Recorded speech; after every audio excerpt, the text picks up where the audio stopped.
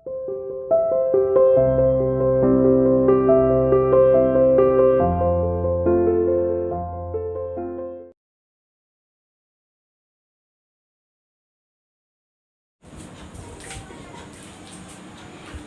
everyone, welcome to CR International online classes. How are you beta? Hope you are all fine. Students, today we will start our poem, the first poem of Honeydew book. बेटा first poem जो आपकी honeydew book में है उसको आज हम start करेंगे. First poem the ant and the cricket, वो पोएम है. सभी बच्चे, जैसा कि मैं हमेशा ही आपको बताता हूँ कि अपनी बुक को ओपन करेंगे और उसके साथ साथ यानी कि वीडियो जैसे जैसे चलती रहेगी आप अपनी बुक के ऊपर फोकस करेंगे. बुक को जैसे मैं पोएम आपको रीड कराता जा रहा हूँ करता रहूँगा और आप उसके साथ साथ इंग्लिश की ट्रांसलेशन हिंदी में जैसे मैं बताऊँगा वैसे ही आपको करना है, वैसे ही समझना है और उसको खुद से एक बार रीड करके देखना है. तो पोएम है, let's start our poem the ant and the cricket. अब बेटा आंट का सभी को मीन्स पता है, चींटी होती है. और जो ये क्रिकेट है इसको, ये क्रिकेट वो क्रिकेट प्ले गेम वाला नहीं है, ये यहाँ पर है क्रिकेट. झिंगूर को बोलते हैं, झिंगूर. यहाँ पर ये जो एक पोएम है एज अ स्टोरी के रूप में बताया हुआ है इसे. और इसमें जो पोएट है ये बताना चाह रहे हैं कि कैसे हम एक जो एनिमल्स हैं, जो इंसेक्ट्स हैं, उनसे हम कैसे एक मोरल ले सकते हैं, उनसे हम सीख ले सकते हैं, इसमें ये बताया गया है. तो आप देखोगे जो आंट है और जो क्रिकेट है उनके बीच में क्या बातचीत होती है और क्या चीज़ उनको इस चीज़ के लिए, झिंगूर है उसको क्या चीज़, चींटी की कौन सी बात है जो उसको एक इंस्पायर्ड करती है या हमें भी उस चीज़ से इंस्पायर्ड होना चाहिए. उसको हम पढ़ते हैं, स्टार्ट करते हैं. A fable is a story often with animals as a character. ऐसी कहानियाँ, फैबल का मीन्स यहाँ पर है पौराणिक कथाएं जो होती हैं, कहानी होती हैं, वो है जो कि हमेशा या ये कह सकते हैं ज़्यादातर या प्राय एनिमल्स के करेक्टर से ली गई होती है. यानी कि उन्हें ऐसी कहानियों में एनिमल जो होते हैं, इंसेक्ट्स जो होते हैं, उनको एक करेक्टर के रूप में दिया होता है. उसी के द्वारा स्टोरी आगे बढ़ती है, उसी के द्वारा ऐसे ही एक स्टोरी के रूप में एक पोएम है. दैट कन्वेज अ मोरल, जो कि एक मोरल बताती है. This poem about an ant and a cricket contain an idea of far reaching significance. तो इसमें ये बताया है कि ये पोएम आंट और क्रिकेट के बीच में जो विचार विमर्श होते हैं, जो बातचीत होती है, वो एक फार रीचिंग सिग्निफिकेंस मतलब दीर्घ प्रभावी महत्व यानी कि एक ऐसे महत्व को देती है, ऐसे महत्व को बताती है जिसका परिणाम बहुत दूरगामी होता है. यानी कि इफेक्ट इसका जो पड़ता है बहुत दूरगामी पड़ता है, यानी कि इससे मोरल मिलता है. इसमें बताया गया है which is as true of 4-legged cricket as of 2-legged one. इसमें बताया गया है जो 4 पैर वाले झिंगूर के लिए उतना ही सत्य है जितना 2 पैर वाले झिंगूर के लिए है. अब 2 पैर वाले यहाँ पर एक ये कह सकते हैं कि भाई 2 पैर वाले ह्यूमन बीइंग के बारे में भी कहा है इसमें कि जो चीज़ें 4 पैर वाले झिंगूर के लिए इम्पोर्टेंस रखती हैं, जो वो महत्व देती हैं, ऐसे ही वो 2 पैर वाले झिंगूर के लिए भी होती है. एज ए कटाक्ष किया है ह्यूमन बीइंग के ऊपर पोएट ने. Surely you have seen a cricket that has 2 legs. और मुझे पक्का विश्वास है कि आपने ऐसे 2 लेग वाले जो झिंगूर हैं वो देखे होंगे. मैंने फिर पहले भी बताया है ये एज ए क्रिटिसाइज है ह्यूमन बीइंग के ऊपर, जो लोग काम नहीं करते हैं उनके लिए. तो आपने देखा, अभी ये ओवरव्यू दिया हुआ है ऊपर. अभी हम स्टार्ट करते हैं इस पोएम को. अ सिली क्रिकेट, सिली का मीन्स होता है मूर्ख.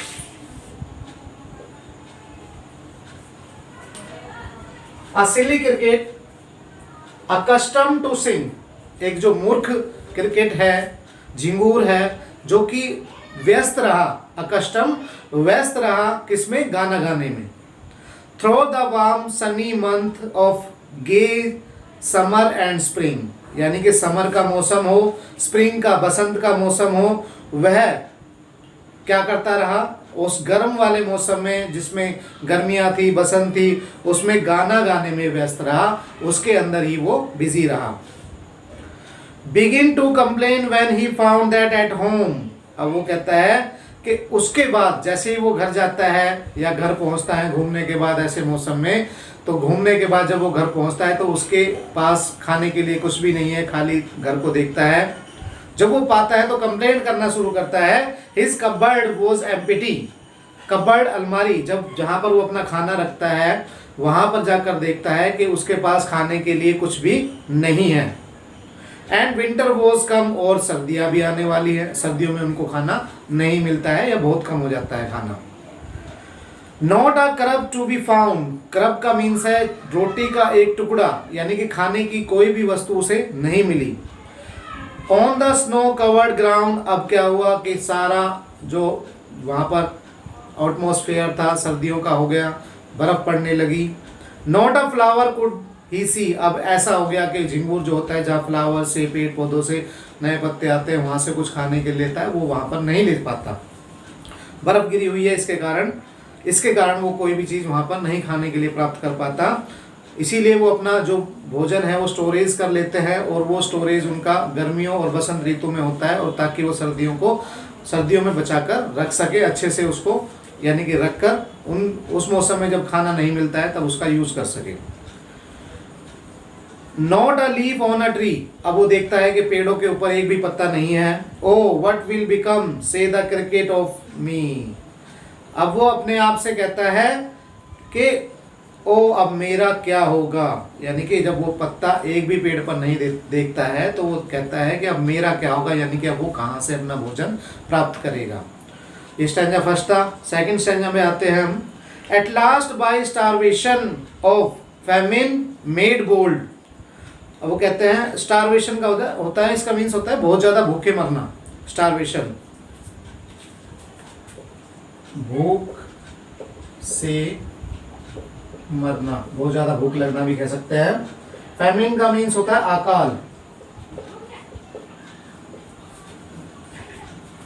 ट्रेमलिंग का मीन्स होता है कांपना, कंपन। अंत में भूख और अकाल ने उसे और मजबूत बना दिया। बोल्ड का मीन्स है मजबूत।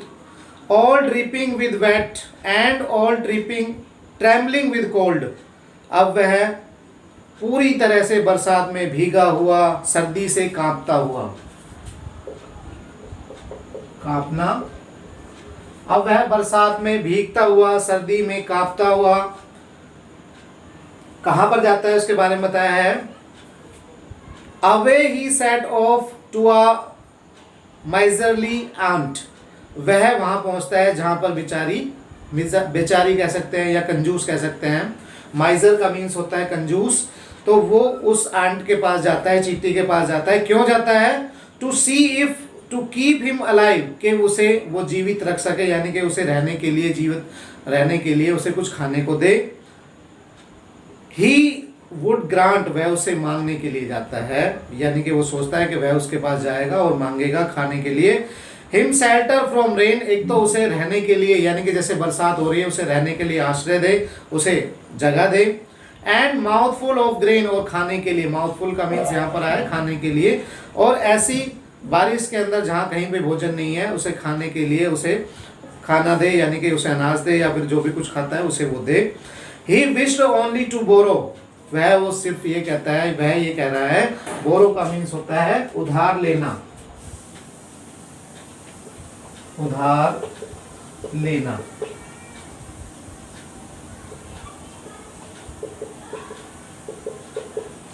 अब वो कह रहा है कि मैं केवल उधार ले रहा हूं, यानी कि मांग रहा है, उधार ले रहा है, यानी कि बाद में उसे दे देगा। He would repay it tomorrow, वह उसे कल दे देगा। If not he must die of starvation and sorrow, sorrow का मीन्स होता है दुख। अगर ऐसा नहीं किया तुमने तो वह जरूर ही भूख से और दुख से मर जाएगा। तो उसने कहा कि मैं केवल उधार ले रहा हूं एक दिन के लिए, कल मैं इसे वापस लौटा दूंगा, तुम मुझे आज खाने के लिए दे दो। Says the ant to the cricket, cricket ने says the ant to the cricket. अब आंट क्रिकेट से क्या कहती है? I am your servant and friend, मैं तुम्हारी नौकर हूँ और तुम्हारी मित्र भी। But we ant never borrow, हम जो आंट हैं ना तो किसी से उधार लेती हैं, एंड आंट नेवर लैंड, और ना ही किसी को उधार देती हैं। बोरो मीन्स मैंने बता दिया उधार लेना, और लैंड मीन्स होता है उधार देना। But tell me dear cricket, did you lay nothing by when the weather was warm, परंतु चींटी ने पूछा कि तुम डियर ये बताओ कि जब मौसम गर्म था, अब तो चलो सर्दियां खाने के लिए नहीं है, पर जब मौसम गर्म था, गर्मियां थी, तब तुमने कुछ नहीं किया। यानी कि कुछ नहीं किया का मतलब है तुमने कुछ भी स्टोरेज नहीं किया।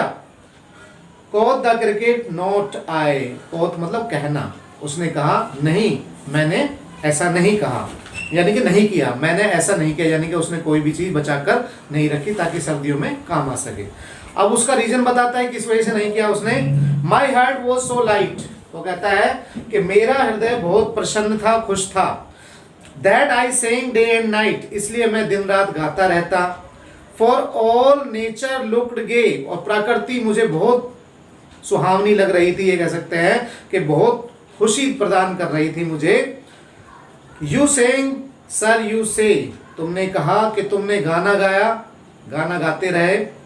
गो देन से द आंट, अब उसने कहा आंट ने, जाओ फिर यहाँ से, एंड डांस विंटर अवे, अभी विंटर दूर है यानी कि और ज्यादा चलेंगी, अभी तो सर्दियां और ज्यादा रहेंगी, जाओ जाके डांस करो। Thus ending he hesitantly lifted the wicket, उसके बाद वो हेजिटली का मीन्स होता है जल्दबाजी में, एकदम से जल्दी से उठा। And out of the door turn the poor little cricket, और बेचारा वो उस दरवाजे पर गया, यानी कि जहां उसका बाहर निकलने का जो दरवाजा था वहां तक वो गया, यानी कि उसको फिर भगा दिया गया आंट के द्वारा, और वो वहां से उठकर चला जाता है। अब इसमें मोरल दिया हुआ है, फोक कॉल दिस आ फेबल, ये कहानी जो है, फोल्क मतलब जो पौराणिक कथाएं हैं, ये जो कहानी है वो I will warrant it true, यानी कि मैं ये नहीं कह सकता, मैं चेतावनी देता हूँ कि शायद हो सकता है ये सही हो या नहीं हो, यानी कि वो सोचता है मैं प्रमाणित करूँगा इस बात को कि ये बात पौराणिक कथा है, पर मैं इस बात को प्रमाणित करूँगा कि सम क्रिकेट हैव 4 legs, कि कुछ क्रिकेट जो होती हैं उनके 4 पैर होते हैं, एंड सम हैव 2, और कुछ होके 2 होते हैं। मतलब ये कह रहा है कि ये पौराणिक कथा है, ये तो ट्रू है, पर ये बात भी सच है कि कुछों के 4 लेग होते हैं और कुछों के 2 होते हैं। मैंने आपको स्टार्टिंग में ही बता दिया था कि ये जो 2 लेग्स के बारे में बताया गया है, 2 पैर वाले जो झिंगूर हैं, ये क्रिटिसाइज किया गया है ह्यूमन बीइंग के ऊपर। और इसमें मोरल क्या है कि हमें मुसीबत का सामना करने के लिए, हमें कभी भी मुसीबत आ सकती है, और उस मुसीबत का सामना करने के लिए हमें कुछ ना कुछ अपने फ्यूचर में सेव करके रखना चाहिए, चाहे वो हमारे पैसे हों, चाहे खाने पीने की चीज़ें हों, ताकि हम उस परिस्थिति का सामना कर सकें। एक एनिमल के द्वारा, एक इंसेक्ट्स के द्वारा इसमें बताया गया है कि कैसे ह्यूमन बीइंग जो वर्क नहीं करता है, जो फ्यूचर की नहीं सोचता है, कैसे उसे पछताना पड़ता है, कैसे उसे परेशान रहना पड़ता है। तो बेटा इसके जो पोएम आपको रीड करा दिए, इसको अच्छी तरह से करना है। वर्ड मीनिंग मैंने यहाँ पर डिस्प्ले बोर्ड पर यानी कि बोर्ड के ऊपर आपको बता दिए हैं, और इनको आप पोएम को लिखते हुए इनमें मेंशन कर लेना बुक के अंदर पेंसिल से, ताकि आप रीड करो तो आपको पता लग जाए। और इसमें पोएम के अंदर at least 10 word meaning you will have to write in the fair notebook. Fair notebook के अंदर 10 वर्ड मीनिंग आपको लिखने हैं, कुछ एक मैंने बोर्ड पर कराया, कुछ एक बोलकर बताया है। अच्छे से करना है इसको। क्वेश्चन आंसर इसके इन बिटवीन ही पूछे जाएंगे, क्वेश्चन आंसर अभी हम नहीं करेंगे बेटा, इस चीज़ का ध्यान रखना। ये करनी है आप, वर्ड मीनिंग जो करने हैं इसके, और जो भी एक्सरसाइज है वो बुक में ही करनी है। सिर्फ वर्ड मीनिंग ही आपको अपनी जो नोटबुक आपने बनाई हुई है हनी डियो की, उसी के अंदर करने हैं। इंपॉर्टेंट क्वेश्चन अगर होगा तो मैं आपको करवा दूंगा, PDF में आपको मिल जाएगा। Enough for today, have a nice day, bye bye.